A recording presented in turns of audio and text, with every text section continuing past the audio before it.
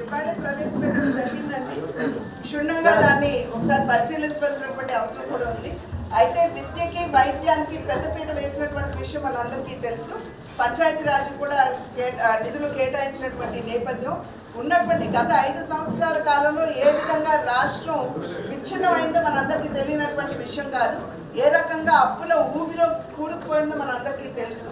అయినప్పటికీ కూడా కేంద్రం అందించేటువంటి సహకారం ఏదైతే ఉందో అదేవిధంగా కేంద్రం నుండి ఆంధ్ర రాష్ట్రానికి అందించినటువంటి నిధులు బడ్జెట్ మాధ్యమంగా వాటన్నిటినీ అందిపుచ్చుకుంటూ ఒక ప్రజాహిత బడ్జెట్ని ఇవాళ ప్రవేశపెట్టారని చెప్పి మనం అందరం కూడా భావించవచ్చు.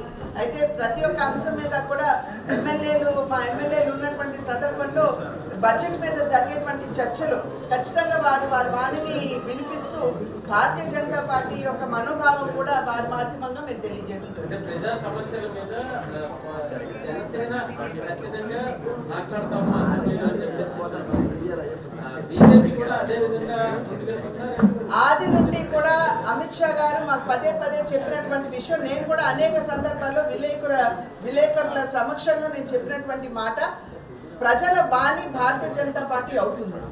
ప్రజా సమస్యలకి గుర్తించి ప్రజలకి అండదండగా తన సంపూర్ణ సహకారాన్ని భారతీయ జనతా పార్టీ ప్రజలకు అందిస్తుంది.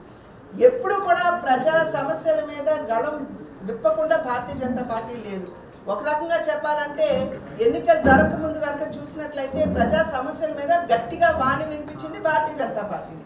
ఇప్పుడు కూడా డెఫినెట్గా ప్రజా సమస్యలు ఏవైతే ఉన్నా నిర్మాణాత్మకంగా మేము ఖచ్చితంగా వినిపిస్తాం. మేడం, ఇంకొక చివరి క్వశ్చన్, మూలధనం వ్యయం గురించి గత ప్రభుత్వాలన్నీ కూడా చాలా గట్టిగా మాట్లాడాయి, పెడుతూ వచ్చాయి, కానీ ఎంతైతే చెప్పాయో అంత ఎక్స్పెండిచర్ జోలికి వెళ్ళలేదు.